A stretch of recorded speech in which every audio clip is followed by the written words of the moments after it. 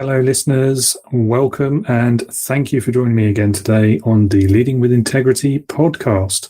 In today's episode, we're going to be talking all about visionary leadership and the visionary entrepreneur with my guest, Justin Breen, who's an expert at all things visionary, whether that be the entrepreneurial spirit or PR or storytelling.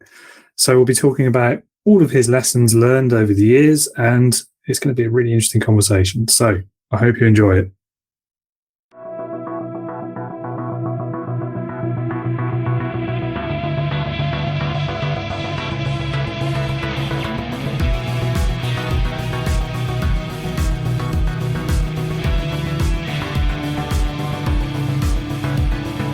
Welcome to the Leading with Integrity podcast. Leadership talk for the modern manager. With your host, David Hatch. Justin, thank you so much for taking the time to join me today on the podcast. It's great to have you. Yeah, I'm excited to talk to you. I think we have very collaborative brains and ways of thinking. And I'm excited to hear your questions and how you challenge the way I think. Awesome. Well, I'll do my best. To start off with then, tell us a bit about yourself and your career and how you've got to where you are and what you do today. Yeah, so most of my day is talking to world's top entrepreneur visionaries, and I am a dad who happens to be a top entrepreneur visionary. So it's really interesting. I just talk to folks that have endless ideas all over the place, shiny object, and then my brain simplifies everything into patterns. So it can keep up with them and then execute, connect. So, and then spend a lot of time with my wonderful, stabilizing human pediatrician wife and our two maniac visionary boys that are 8 and 10. Living the dream then, one might say. Well, thank you for saying that. I think most visionaries want this. They just don't know how to do it. So, the second book I wrote, which recently came out, it's about how to build collaborative global companies while putting your loved ones first. So again, all I do is talk to visionaries. So they're the most damaged people with best coping skills, best coping skills. And then they use those coping skills to create, massive company, massive revenue, massive employee count. And then many times, certainly not always, but many times at the expense of, family time, anything meaningful, torched family, multiple divorces. So I'm like, well, you don't have to do that. In fact, you can do both. Yeah, good to have the goal, isn't it? And so when you say visionary, beyond the sort of the dictionary definition, what do you mean visionary in the context of an entrepreneur? Well, I'm glad you mentioned the dictionary definition. It's good to know what words mean and then how you can evolve them. Most words, they start with a dictionary meaning. And so like entrepreneur, it's like you take something of lower value and create higher value with it. And with visionary, I look at it as, so most folks, business owners, consultants, humans, they care about revenue, office space, like material things. That's fine, by the way. That's most people. And then visionaries, they care about purpose, spending time with family and loved ones, and connecting the right folks, transformational. And so business owners, humans, consultants, that's 99% of the world, 99.9. They're trying to change their world there. And then a true visionary is trying to change the world. So it's a the versus their mentality and mindset. Okay. Interesting. Yeah, you're right. It's good to have the baseline, isn't it? Understand the terms and everything. Yeah. Especially, there's so many words, aren't there, where they don't necessarily mean what they originally meant as well. So it can be a bit. Good point. I was reading about one, might have even been some random Facebook reel video or something the other day, but so the word prestige. So today we understand that to mean like something valuable and worth having, but the original meaning of that word in French is a falsehood, a deception. And I just found that quite interesting. That's Anyway. so okay, good. So you're a high fact finder and high follow through in Kolbe, Kolbe. I can hear that. Right. I'm a high fact finder, high follow through, and high quick start, that's very rare. Most people I talk to, they're high quick start, no follow through. They're full ADHD, not disorder. So visionary, the actual definition is especially of a person thinking about or planning the future with imagination or wisdom, a visionary leader. So I look at that as future imagination, wisdom, changing the world. That equates to changing the world, because that's beyond changing their world. So most people are in a cost scarcity, their world, transactional, linear path. A true visionary is an exponential, abundant investment path. I mean, it's just a different way of living. And then my whole life is just connecting visionaries to visionaries and spending time with my family, which is a lot of fun, both of them. Yeah, I'm glad to hear it. And thanks. yeah, absolutely. I mean, I think that's what we all want to be able to do, isn't it? Is you have the higher calling, if you like, but also family comes first, doesn't it? So it's being able to balance those two things is, as you say, many people struggle with that. Yeah, you're definitely a simplifier, which I am. I like to simplify everything into a pattern. And so what happens is, and what I've seen over and over and over is, again, just talking to visionaries, okay? Planning the future with imagination or wisdom. So what I see, what makes a visionary, I haven't met one that hasn't overcome at least one of the following four things. Most are two or three. The really successful ones, if you want to look at success in financial or material things, real successful ones are usually threes and all fours. So this is all that separates visionaries from everyone else. So 1 is bankruptcy or potential bankruptcy. 2, depression. 3, highest level of anxiety that you can imagine. And 4, likely and or possible traumatic experiences as a child or young adult. So humans, business owners, consultants, those are excuses. Those are things that hold you back. Visionary entrepreneur, fuel, figure it out. So visionary has the highest level of resilience, the most coping skills, the highest IQ, the highest EQ, the most courage. And then many times, because I talk to 1 to 2 of those folks every single week that have let entrepreneur life destroy their family life or prevented them from anything meaningful. So they use the coping skills to create all this stuff at the expense of meaning, and then many times it's too late.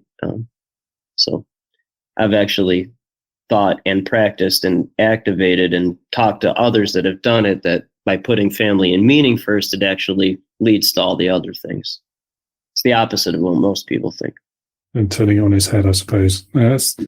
Yeah, it is interesting, the correlation, isn't it, between hyper successful in kind of the entrepreneurial business world and not so much in the private life, isn't it? So, if there is a strategy where you can do one first that leads to the other, that's the way to go, isn't it? 100%.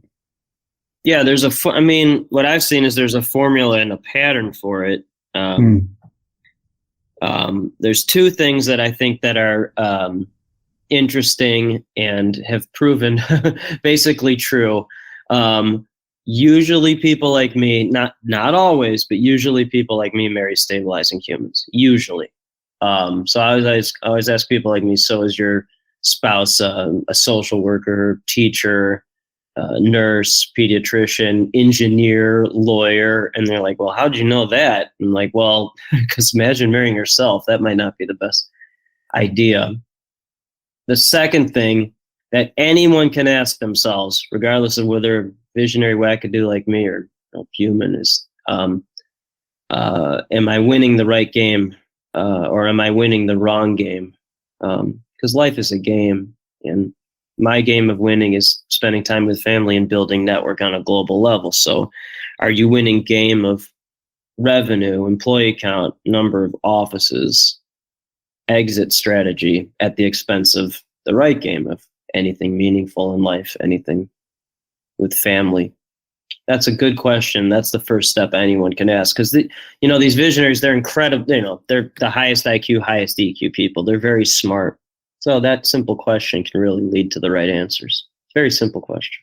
And do you think we read a lot, don't we, about the rise of kind of the lifestyle business, the one or two people where they're doing it just to get out of the 9 to 5, and they never really care, but never realistically expect they're going to become hyper rich as a result, because that's not what it's about for them. It's about changing the lifestyle, hence lifestyle business. So how do you see that fitting into the same kind of structure, I suppose is the word? Well, again, I think that's a really good question. I think that term is an older term, but still a valid one. I mean, if you want to call it that, that's fine. I like looking at it as you're living your purpose first. I've never really liked the term lifestyle business. I always thought it was insulting I thought it was a term that was driven by folks sacrificing their lifestyle for big company. It was almost like a demeaning term to me. So I understand why it's said and why it's used. I just don't think it's the right term. I don't think it's a good term or a fair term. Looking at it logically and scientifically, I've never met anyone, regardless of whether they're a visionary or not, that has had a good family life that has not had a good life. If you know someone that has had a good family life that has not had a good life, I would like to meet that person. So that's why I think that the lifestyle entrepreneur term is insulting, because really that's winning the right game. And it's like almost a term that's saying it's not. But to me, I know it is, and I think it is. Yeah, I think there's maybe a generational difference there as well. I think, certainly my parents and their parents, it was a lifestyle business or whatever you want to call it, that would never even been an option, let alone correct. Let alone a good option. But interesting one. Yeah. You mentioned earlier about one of your books. I know you've written, is it 2 books, 3 books? 2, and a third is coming out that I co-authored. And I know also that you used to be a journalist as well. Still am, yes. Still are, okay. Yeah. So journalist and business owner, how do you go from one to the other? What did that journey look like? Your brain, I like it. Simplifier. So people like me are usually aliens within their own family, community, and vertical. Only people that understand us are top entrepreneurs on planet. So purpose of my life is to be a connecting superhero for every visionary who shares their stories with the world. So not business owner, not human, not consultant, visionary, and not their world, the world. It's a fundamental difference. So when I was a journalist, I was actually an entrepreneur who happened to be a journalist. So when I was an entrepreneur, I happened to be a journalist, was writing about and connecting cool people changing the world. And now running 2 global companies, writing about and connecting cool people changing the world. There's been no difference other than the way it's done. But never understood journalists who are journalists, never understood if it bleeds, it leads, never understood negative news. Certainly don't understand political news. I don't understand that. So journalists who are journalists had no idea what I was doing. And then I had no idea what they were writing about. It made no sense.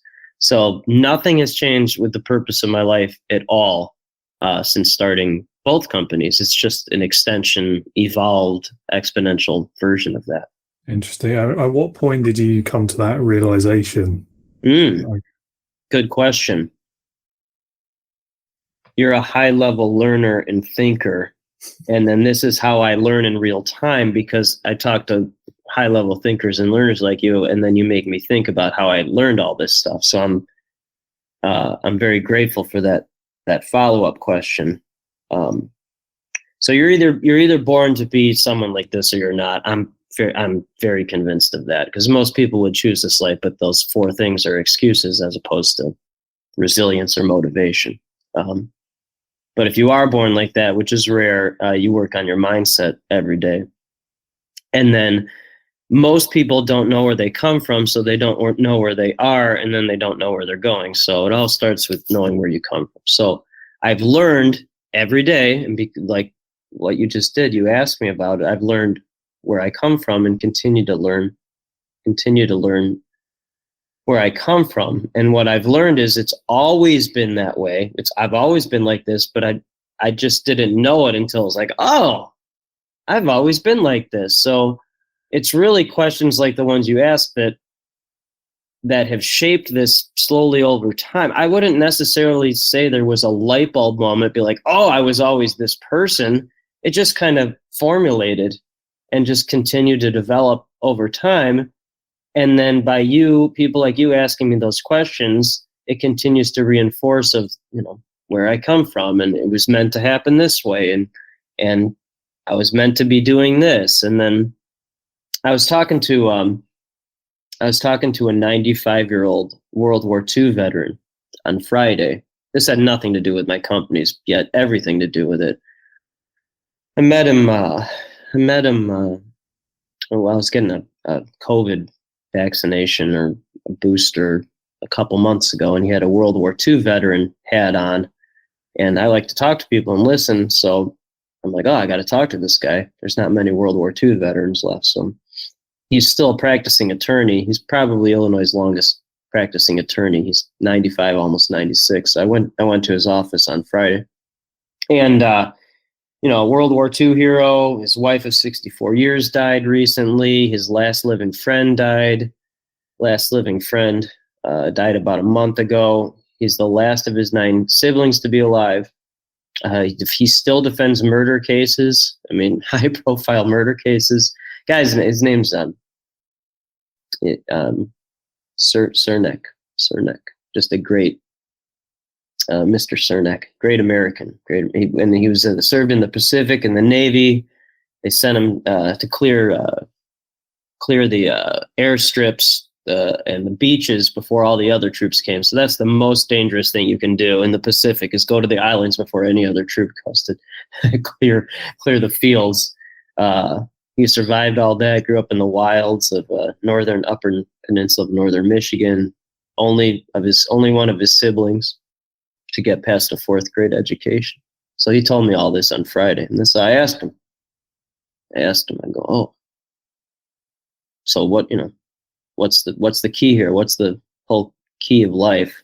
And so he told me 3 things, And the most important, why he survived all this and had a great life, he said, serendipitous meetings of the right people at the right time. Serendipitous meetings of the right people at the right times.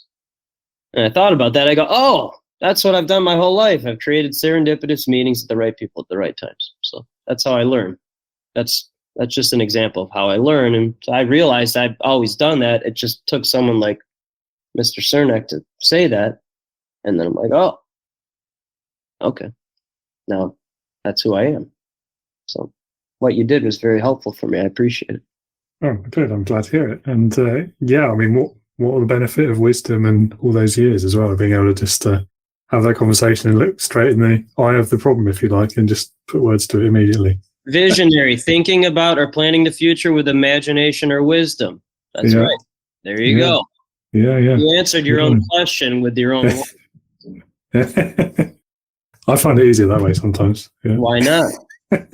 Tell us a bit more then about your 2 businesses. Then what do they do? What keeps you busy? My brain simplifies everything to patterns. So the formula for creating a successful global company is very simple. As you see a problem, create solution, problem solve, successful global company. So see problem, create solution, problem solve, successful global company. So first company, journalist for 20 years, created an entire business based on how PR firms annoyed me for 20 years, saw a problem, created solution, problem solve.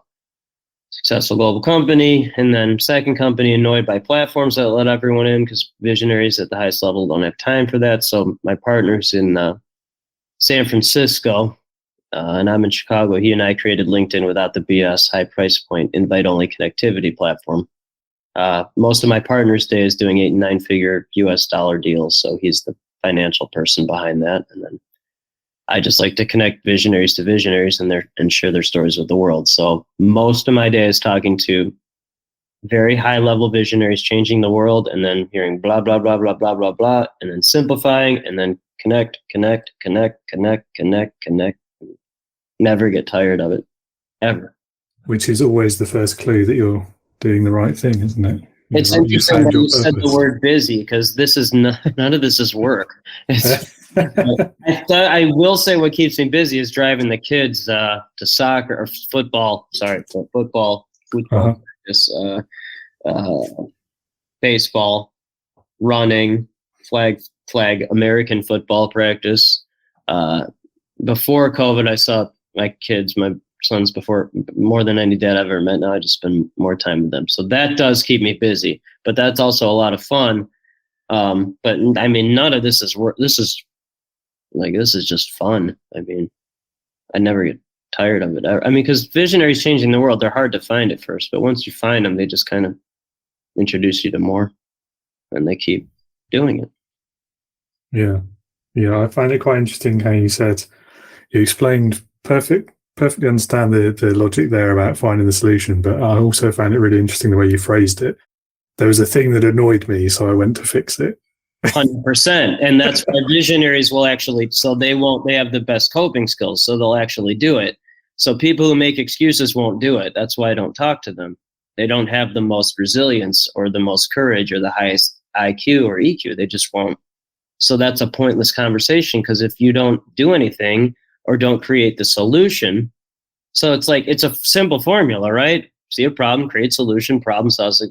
But most people won't create the solution and then do anything. They won't do it. They'll see the problem, but then they don't do anything about it, and that's a pointless conversation for me. Yeah, and I must say PR is an industry that I know very little about. I have no idea what it is. I was annoyed by PR firms that annoyed me.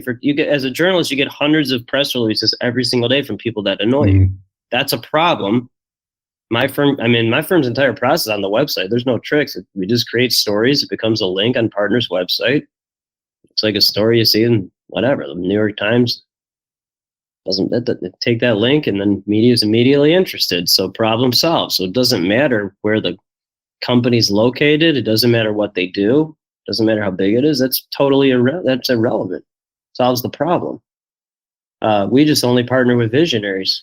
So there's no what do you cost or charge. There's no scarcity. There's no transactional. There's no linear. It just eliminates that. Creates this whole. Yeah. And then all I hear is it's the same problem. We're tired of being best secret. We want to be in more news media, usually at a global level, to create more validity. So it's the same formula. And then the book, How to Create Collaborative Global Companies While Putting Your Loved Ones First. Problem is, entrepreneur destroys family or never has family or anything meaningful for entrepreneur life. That's a problem. Create solution, book, problem solved. Doing interviews like this, successful global company. So that's all it is. It's the same formula over and over and over. Sounds like a much better approach as well, if I'm honest. Yeah. I mean, I don't know. So you're a logical person. Yeah. And I think logic and facts are important. And then from a scientific, you're definitely a high fact finder, high follow through, which I am too. And also visionary, which is very rare. But if you look at what anything in life is, the main fundamental reason for any living thing is to create more living things. I mean, I don't think there's an argument to that, because otherwise there'd be no life. So all entrepreneurship is to me is it allows me to perform fundamental purpose of life and then create something exponential to that. I mean, that's really what it is. And again, if you've met someone that has a good family life that has not had a good life, I'd like to meet that person. I just don't think there's an example of that. I mean, I haven't seen the exception to that. I haven't. I'm trying to think of one, but no, I'm struggling as well. Yeah. Because that's the fundamental purpose of that's what it is. So if you can just look at it in a logical, and then my wife is 100% gray thinking, which I'm very thankful for. I'm 100% black and white. There's no gray. I was doing an interview like this, and again, this is how I learn in real time. The host is like, "Oh, your black and white thinking allows endless color in your life." I'm like, "Oh, hey, thanks for saying that," because that's what it is. The black and white thinking creates the actual color, and then obviously marrying a stabilizing human, thank God, but it's really just looking at it from a logical approach. I mean, And then what I think the standard thing that you hear is like people on their, at their funeral, they don't, but they want to be remembered. And then that Harvard, have you seen the Harvard study where they've interviewed people for like the last 7-8 decades? It's really interesting. You would like that, the way your brain is. It's like the number one thing of the people that are still alive, and these are people who are in their 90s and maybe even hundreds. The number one thing that kept them going this long is they had great relationships, great family and friendships. That's what it is. Nothing to do with anything else. So there's your answer. They did the test for you. Yeah, it is interesting. And I guess the counterpoint to that, I mean, you think we've all known or heard of someone who gets to that kind of later stage of life and then their partner passes and then they go very quickly after that. 100%. So that was what was so interesting about Mr. Cernak is his wife died 18 months ago. His last living friend died a month ago. So in addition to saying serendipitous meetings of the right people at the right time, he also says, and this is what he says to his grandchildren, and he's about to have his first great-grandchild. He says, always stay in the battle. That's his advice to them. Always stay in the battle. So he will not, I was telling him, because I'm visiting him in a couple months, I'm like, you won't be dying anytime soon. It's like, no. He's like, I'll live to 100 at least. At least. Because he has all these anchors. He has his family, children, grandchildren, great-grandchildren. He has his profession, his purpose, defending murder cases. And he calls them anchors. Anchors. He has all these anchors. And that allows him to stay in the battle. But that's my point, is like talking to people, and he's a true visionary with endless wisdom and imagination who survived it. I mean, miraculous that he survived all of this stuff. And he'll never stop being in the battle. He'll never stop. So all the answers are there. You just talk to the right visionaries and with the right wisdom. And that's what I need to do, because otherwise I don't figure it out on my own. I depend on people like Mr. Cernak for that. Yeah. No, I mean, there's a very powerful lesson there. Definitely. Yeah. I had a quick look through your LinkedIn profile earlier as well, and I've had a look on your website, and I think another common theme that appears is storytelling, isn't it? Whether as a writer or in interviews like this and the story you've just told us here. What is it that you think makes storytelling such a powerful tool for leadership, for business, for life? That's everything. I mean, so like I'll do this from a strategic landing the plane. I don't like to do that, but I'll do it for this. So like these press releases, they talk about what someone does and no one cares. No one cares what you do, but they care about who you are. And if they care about who you are, they will care about what you do. I mean, and then media only cares about two things. One is a good story, which everyone has. They don't know how to do it, but everyone has it. What you can overcome in life, what inspires you, why you're doing this, who your parents are, grandparents. And then two is a news peg. A news peg is, why is it a story now? So that's what you do or what you're doing, a book or, I don't know, a new company, expanding somewhere, whatever that is. You're doing a speech, but that's 2 to 3 lines in the story. The story is really about who you are. But I mean, that's everything. And then a visionary, again, a visionary, not a business owner, not a visionary. They have the best stories because they have the most trauma with the best coping skills. They've overcome the most. Most of them, the really high ones, are all 4s: the bankruptcy, depression, anxiety, and then traumatic experiences as a child, young adult. Most of them are 3s and 4s. And it's been interesting. Higher up on the food chain of quote unquote success, early on when I started first company, I was talking to a lot of 1s and 2s out of 4. They didn't have enough trauma. They didn't have it. They didn't understand it. And now it's all 3s and 4s. I don't talk to any 1s and 2s anymore, unless it's just the wrong type of intro. But that doesn't happen anymore. And then I was talking to Africa last week. I was talking to one of Africa's top. I mean, he's a gajillionaire. I mean, he's one of Africa's top entrepreneurs. So I was going over the 4 things with him. Well, the 4th thing, he's from Nigeria.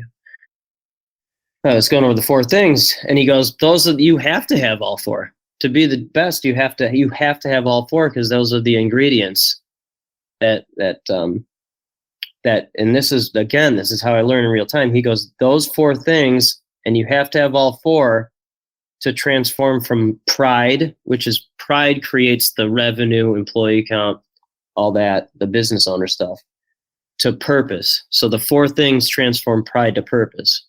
And he said, those you have to have all 4, which was very profound to me. That like you really can't even be a true visionary without all 4. So that was very interesting to hear that, and I agree with him. I think you actually have to go through the bankruptcy or potential bankruptcy to really understand the transformed pride to purpose. Yeah, profound is the right word, definitely. But particularly because it's something that, you almost say no one in their right mind would seek it out, and yet that's because entrepreneurs are the most damaged people with the best coping skills, and they're aliens within their own family and community and verticals.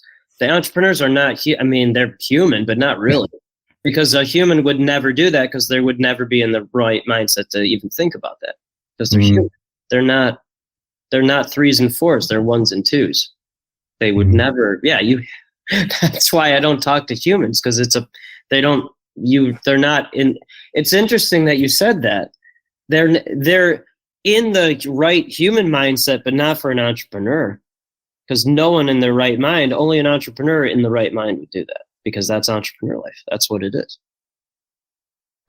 But do you think they seek those things out and do it deliberately to benefit or learn from the? I don't know. That's interesting. I don't know. I have talked to people that intentionally have sabotaged their own companies. Maybe not to go through it, but maybe unconsciously that was the reason. I was talking to one guy in Colby. He's a 9 quick start, 3 follow through. That's a true visionary. And I was really impressed by him. He said he was so damaged. He was so damaged that he knew he should never have a family. It wouldn't be fair to his family. He just knew that. And I thought that was very profound to say that and follow through with it. But that's a high level of awareness. To your point, like intentionally, consciously sabotaging that to go through that, to learn from it, I haven't heard many of that. What I have heard is that's just a natural byproduct of entrepreneur life for the top ones. And most of the time it's from childhood. Most of the time. I'm not talking about silver spoon. That's a different conversation. Not coming from silver spoon. I'm talking about came from nothing or middle class or blue collar or whatever that is. I guess my question I was hinting at was which way round is it? Is it the bad experience has led them to become an entrepreneur, or have they sought the bad experience because they're an entrepreneur? Or is it maybe a bit of both? I think most of the time it's the adversity and the trauma that creates the entrepreneur, but it creates the entrepreneur because the human has the most coping skills, the highest IQ, highest EQ, highest level of resilience. Most trauma turns people into excuse makers or prisoners, that's what it is. That's just how it is. So it's a select person that can handle that trauma and create something out of it. It's just very rare in the overall scheme of things. Yeah. Okay, I'm with you. I think we understand. That would be so interesting, though, if there was someone who intentionally did that. That would be like the highest level of, like, let's say they were 3 of the 4, but they didn't have bankruptcy or potential bankruptcy. And they're like, you know what? This is not a real story, but and it's not really similar, but this is what I thought of when you said that. I can't remember what the movie's called. It was with Kevin Spacey, and there was that Kaiser Sose. Did you ever see that movie? So Kaiser Sose. Yeah, Usual Suspects. Yeah, thank you. So Kaiser Sose, he finds his family getting tortured by this mafia or whatever it was, and then he just kills his own family. So he literally killed his own family. So that would be the equivalent of somebody torturing their own life to find meaning, that would just be the highest level of, I haven't heard of that much happen. I mean, and maybe that's a bad comparison, but that's what I think of when I think of what you said. Can you think of an example like that? Maybe certainly not killing your family, but like sabotaging yourself at that level. Possibly not. I mean, it would require a ridiculously large appetite for risk, wouldn't it? Like you'd have to be so certain that doing that would result in the outcome you want. I know. Here's okay. Thank you for saying that. There's one. He's an 8 quick start. So this, I'm certainly not going to say his name, but he's at a 9-figure exit, and so this is him talking, not me. So he had a conversation. These are the conversations I have. So he was talking. He was happily married, good family. And then he said he had a conversation with God that he had to immediately divorce his current wife and marry this other woman who had been working with him on his company that he exited from. And he did it. He did it that day. Just cut off, divorce, got married, and he said he's happily married. That was what he was meant to do. I mean, but in terms of I was on a show called, he's in England too, Dan, this podcast is called Honey, I Blew Up the Business. So he actually did do that. Cause he's a full visionary maniac. But he did do it. He named a show after it. Okay. And it was intentional, was it? It wasn't like... Honey, I blew up the business. I don't know. Yeah, but you might have come up with that afterwards or thought, oh, well... I don't know. Hey, honey. We'll have to ask him. Yeah. Something else you mentioned earlier, you talked about mindset and abundance versus scarcity. So for the listeners who maybe don't know quite what you mean by that, can you tell us a bit more about it and maybe the role that it plays for an entrepreneur, a business owner, or a leader? That's a great question. So if someone asks me, what do you cost or charge, I will never talk to that person again for 2 reasons. 1, they're living in scarcity transactional world. 2, scarcity transactional world people hang out with scarcity transactional people world. So what I learned is, I've been an entrepreneur for almost 6 years now. In the first 2 years, I heard a lot of what do you cost or charge. It was smaller businesses, living transactional, changing their world people. I didn't understand that. I didn't understand it, but I hadn't been in this world long enough to fully activate it. About 2 years into it, after raising rates exponentially, by the way, after raising rates, I started hearing, what does an investment with you look like? And then again, looking at dictionary literal meanings and words, a cost is that's a very negative word, which equates to negative mindset. Investment is the most positive word, the most positive. So investment is something that transforms you, that helps you, helps your company, helps your mindset, helps your network, helps your connectivity. Whereas a cost is a detriment. Oh, I don't want to add an employee. That's a cost, as opposed to, oh, I do want to add some employees. That's a great investment in my company. So true visionary, they don't ask, what do you cost or charge? They ask, what does an investment with you look like?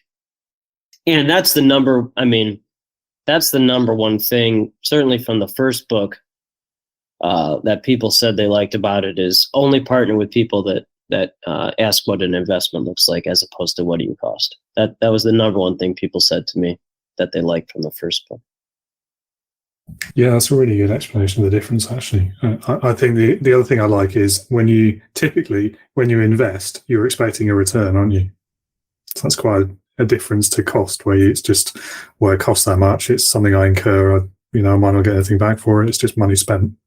Yeah, that I don't live, right. That's correct. I just don't live in that world, because that type of mindset, it doesn't create any opportunities. It doesn't create any. So if you have the right mindset, it attracts right network, and then that network creates right opportunities. So I just we just partner with visionaries who live in abundance and who look at things as investments, not costs. So that maybe is 1 out of 1,000 humans, but 1 out of 1,000.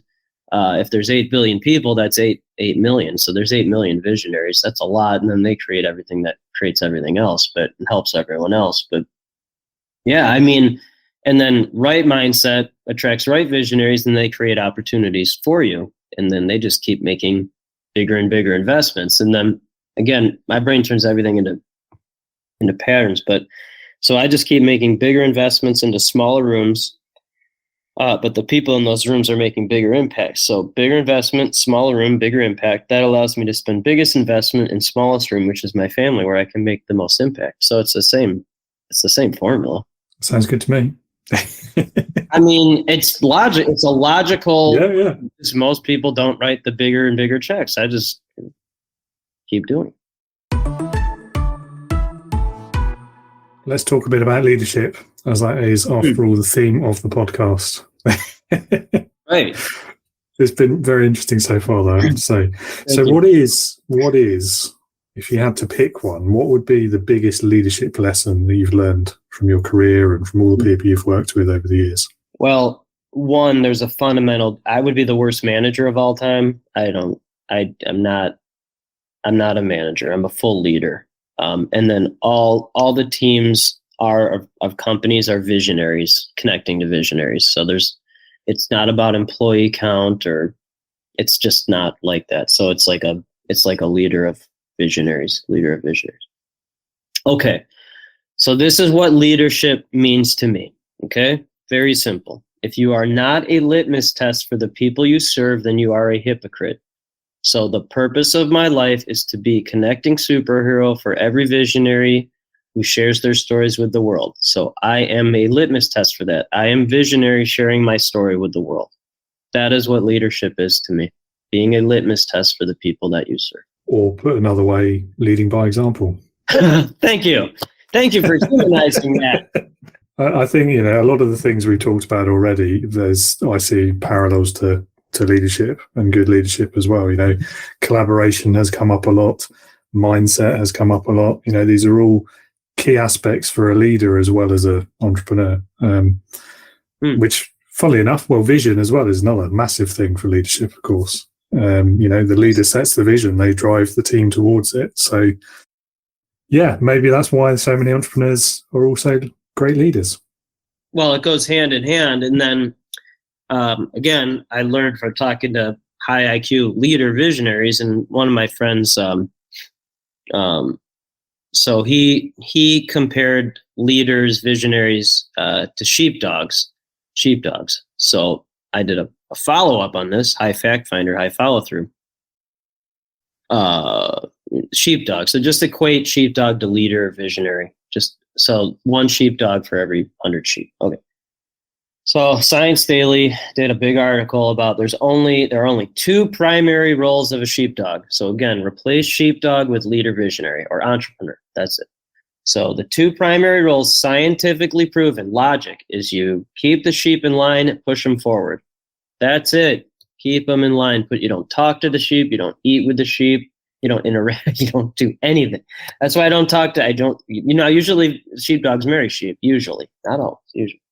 But you don't converse. You just keep in line, push them forward. And what I hear, the struggles of sheepdog, entrepreneur, visionary leaders, is that they always run into struggles and problems when they try to act as sheep.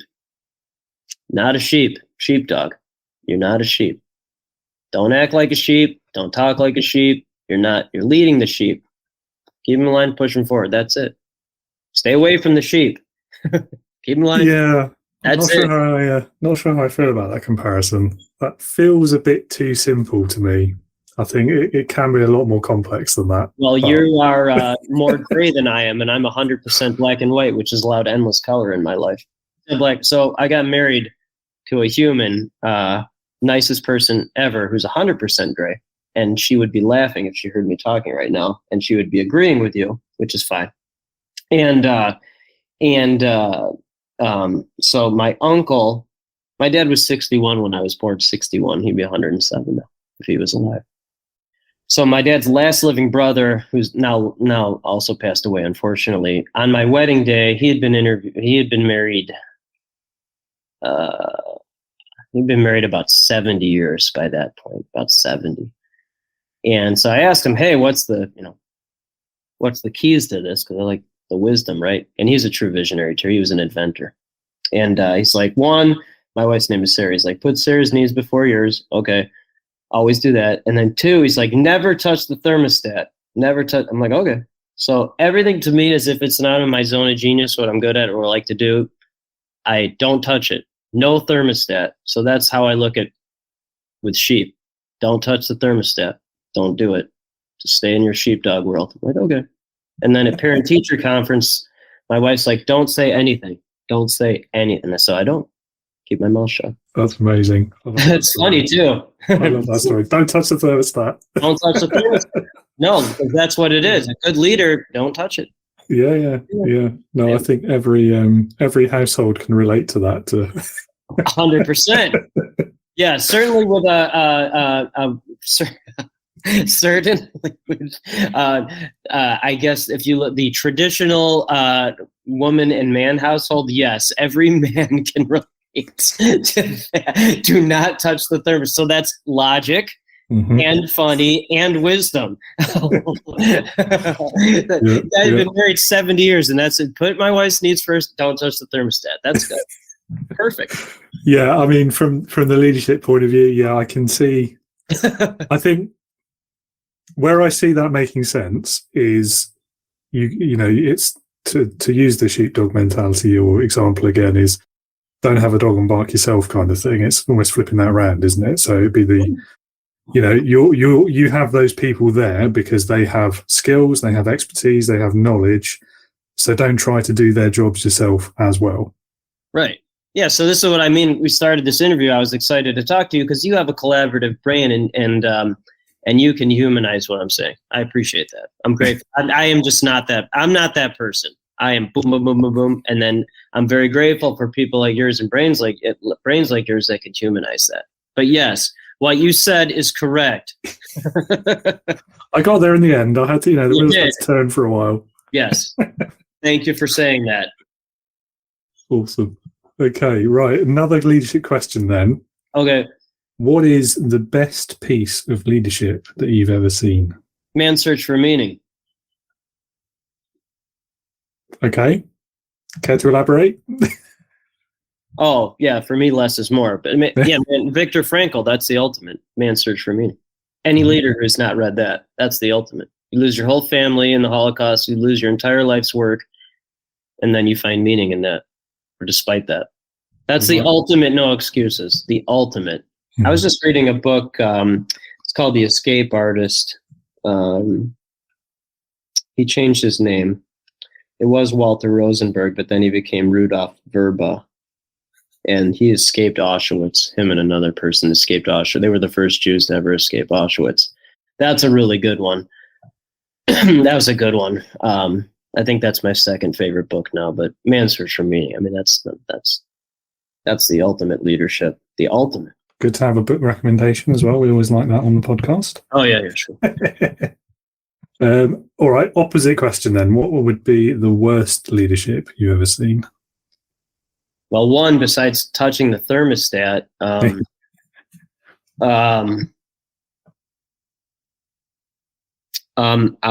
I'll answer this the most human way I can. People ask this to me a lot, and so I always in a different way. But so if you're a dad, be a dad.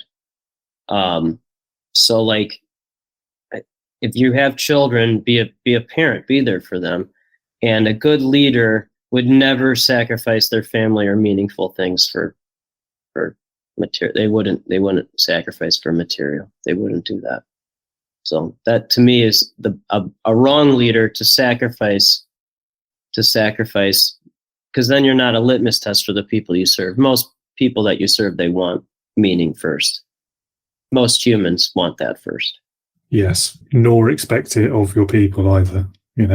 It's no good to you going home and spending time with your family if you expect the team to stay in the office till 9 p.m. or whatever. Good. Again, you can humanize better than what you can add humanity to it. So thank you. What would your top piece of advice be then for a first-time leader, first-time entrepreneur? That's a good question. Again, you're either born someone like this or you're not. I mean, and then if you're someone who makes excuses with those 4 things, then you're not a true entrepreneur. You're not. That's what it is. Practically, strategically thinking. When you start a business, it takes 2 full years to figure it out. Not 6 months, not a year, not 18 months. It takes 2 full years. So please make sure you give yourself enough time to understand that. Yeah, that's really, really good advice. I mean, I think for me, when I started the business, it was maybe 4 or 5 months before COVID first hit. So I didn't get much of a run, right? So, but looking back now, I feel like I've only actually been in business for like a year, because 2 years of it didn't really count. Like, it was like we hit the pause button. So that I'm still figuring stuff out. And you're right, you need a decent couple of years. Absolutely. 2 years. Yeah. And so, so that's one of the chapters in the first book. When you start a business, it takes 2 full years to figure it out. And that is something that first-time people, and then you're being a litmus test for the people you serve by asking that question, because like you just said, you haven't even been technically in business for 2 full years. So that's the number one thing that I've seen. And I have no patience. When you're a journalist, it's deadline. That's not how this world works. That's the biggest evolution I've had, is learning how to be patient and play the long game. It's still very difficult for me, but that's how I've evolved the most. Yep. Yeah. And I think the other side of it as well, people kind of lose heart or get disappointed if they don't have overnight success. No. There's no such thing. Exactly. Entrepreneur life is those 4 things. That's what it is. And again, I was talking to the top entrepreneur in Africa. Gajillionaire beyond belief. He's like, I've never seen an overnight success ever.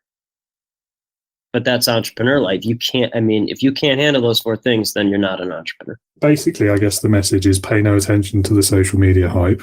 But the truth of entrepreneurship is those 4 things. That's what separates entrepreneurs from everyone else. That's why most people can't do this, because they fizzle out or stay small. And that's fine, by the way, but they're not true entrepreneurs. Yeah. There's nothing wrong with that. It's each to their own, isn't it? Yeah.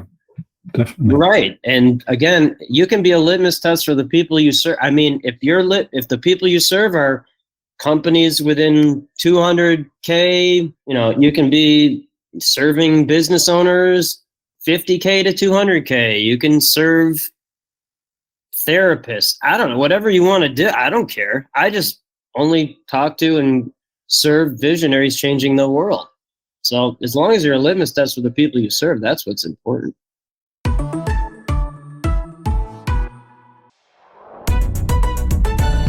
Leadership Heroes. One more question then, if you don't mind. And this is pretty much the only question that I ask every single guest who appears. So I like to hear all the different answers we get. So I call it Leadership Heroes. And I think you may have already answered this, but we'll give it a go anyway. If you had to pick a person, alive, dead, past, present, real or fictitious, if you feel like it, who, in your opinion, would perfectly embody leadership, who would that be? Oh, my dad. Yeah, my dad. Yeah. So my dad was 61 when I was born. Be 107 if he was alive. He was a World War II hero, shot down multiple times in combat, many times without a parachute, got back in the plane, became an attorney in Nuremberg trials, Nazi war crime trials, president of an insurance company. He died when I was 13. I can't believe we haven't talked about it. He died when I was 13. After he died, I found a diary of him fighting in the Battle of the Hürtgen Forest, which was a very deadly battle towards the end of World War II, Belgian-German border. Every day in that diary gets more horrific, it just gets worse. There's diary entries in the new book, Epic Life. I wrote about it. It just gets worse and worse. just, so that's my litmus test. You're either someone who can get back into a plane without a parachute after another one's been shot down, or you make an excuse. Okay, so and then every day that he was alive, from like age 5 to 13 that I can remember, he would say, the cream rises to the top, the cream rises to the top, the cream rises to the top, the cream rises. So that's chapter 1 of the new book, the cream rises to the top. So my firm's partner, only with the cream rises to the top are those that'll get back into a plane without a parachute after another one's been shot down, because that's entrepreneur life. Well, I always love it when it's the personal connection, the family member, the inspirational hero in this case. Definitely, hero is certainly the right word. Yeah, it's a very interesting father-son. I mean, most sons idolize their dads, but this is a different relationship. Yeah, and I guess particularly because you found out so much of it after he was gone as well, and still finding out. Finding out. But then, fair enough. I mean, if you're 13, you probably wouldn't have wanted to talk to you about that. No, at that age. No. But no, like so our sons are 8 and 10, and I've never treated them like children. I mean, they're like the little guy who's 8. He wants to be a general in the Army, which I could I could see him doing that. And then the 10-year-old wants to be an Olympic distance runner, which I also could see him doing that for sure. He's a full maniac, but. So my dad, he would take us to like movies like RoboCop and Platoon, and like, so it wasn't so that's how, So like no understanding of people making excuses or crying or and then keep in mind, like, he had survived everything. And then he, in his later years was grateful to have a family in any capacity. So I got that. And then I treat my children the same way. Like I'm like a little kid, and then don't treat them like children at all. So it's very, very grateful for that. And then to a very destabilizing human is the ultimate gift. Thank God for that. Amazing. Well, thank you for sharing the stories. That's been really good. Okay. Well, last thing then is I always give people an opportunity. If you want to plug a book, point people towards your website, anything like that, then please feel free. Oh, thanks. Yeah. The book's Epic Life. I'm very grateful. It hit Wall Street Journal and USA Today bestseller, and Dr. Peter Diamandis, who's one of the top entrepreneurs on planet, did the forward. Very grateful for that. So it's anywhere in the world, Epic Life, and how to build collaborative global companies while putting your loved ones first. Awesome. I will dig out a website link as well and put it in the episode description. So if any of the listeners want to learn more, they've got something to click on. Thank you. Thanks very much for your time. It's been a really interesting conversation. Thank you very much. And thank you again to Justin for taking time out of his busy morning to speak with us today. That was a really enlightening chat, and we covered some pretty interesting and detailed topics there, but I certainly learned a lot, and I hope that all of you did as well, listeners.